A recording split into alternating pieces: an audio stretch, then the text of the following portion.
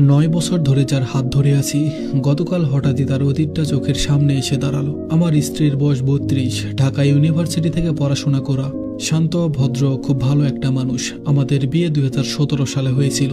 9 বছরের সংসার, একটা 5 বছরের মেয়ে, সব মিলিয়ে আমাদের জীবনটা আলহামদুলিল্লাহ ভালোই চলছিল।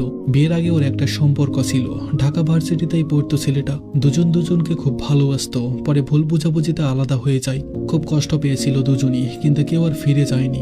আমি এসব জানতাম, সব জেনে আমি তাকে বিয়ে করেছি, কারণ আমি তার বর্তমানটাকে বিশ্বাস করছিলাম। 9 বছরে সে কোনোদিন তার প্রাক্তনের সাথে কথা বলেনি, কোনো ছবি রাখেনি, কোনো যোগাযোগ রাখেনি। আমার পরিবার, আমাকে, আমাদের মেয়েকে, সবকিছুকে সে খুব মন দিয়ে আগলে রেখেছে। আমি নিশ্চিত ছিলাম সে আমাকে ভালোবাসে। কিন্তু গতকাল চট্টগ্রামের এক নামকরা হোটেলের বাফেতে ঢুকে দেখি তার সেই প্রাক্তন তার স্ত্রীকে নিয়ে বসে আছে। আমার স্ত্রীর চোখের সামনে 9 বছর আগের একজন মানুষ দাঁড়িয়ে গেল। 10 সেকেন্ড, পুরো 10টা সেকেন্ড দুজনের দিকে তাকিয়েছিল।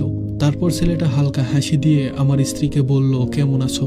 আমার স্ত্রী খুব আস্তে করে বলল, ভালো, তুমি? সে বলল, হ্যাঁ ভালো আছি। এই কথোপকথনে কোনো আবেগ ছিল না, কিন্তু বাতাসের মধ্যে একটা চাপা কষ্ট ভাসছিল। আমরা চলে এলাম, কিন্তু কাল রাত থেকে আমার স্ত্রী আর আগের মতো নেই। ঘরের জানালার পাশে দাঁড়িয়ে চুপচাপ অন্ধকারের দিকে তাকিয়েছিল। বিছানায় আসতে বলল শরীর খারাপ লাগছে। কিন্তু আমি বুঝি এই খারাপটা শরীরের না, এটা মনের গভীরে পুরনো একটা ব্যথা। আর সে আরো বেশি চুপ, আর আমি বুঝেও না বোঝার ভান করছি। আমি জানি সে আমার স্ত্রী, সে আমাকে ভালোবাসে, সে তার দায়িত্ব কখনো ফাঁকি দেয়নি। কিন্তু বাস্তবতা হলো, কিছু মানুষ জীবনে ভালো থেকেও পুরনো স্মৃতির বোঝা নিয়ে সারা জীবন নীরবে বেঁচে থাকে। আজ আমি, আমার স্ত্রী আর তার অতীত, আমরা তিনজন যেন এক অদৃশ্য ব্যথার ভেতর দিয়ে হেঁটে চলেছি। কেউ কাঁদছে না, কিন্তু ভেতরে ভেতরে সবাই ভাঙছে।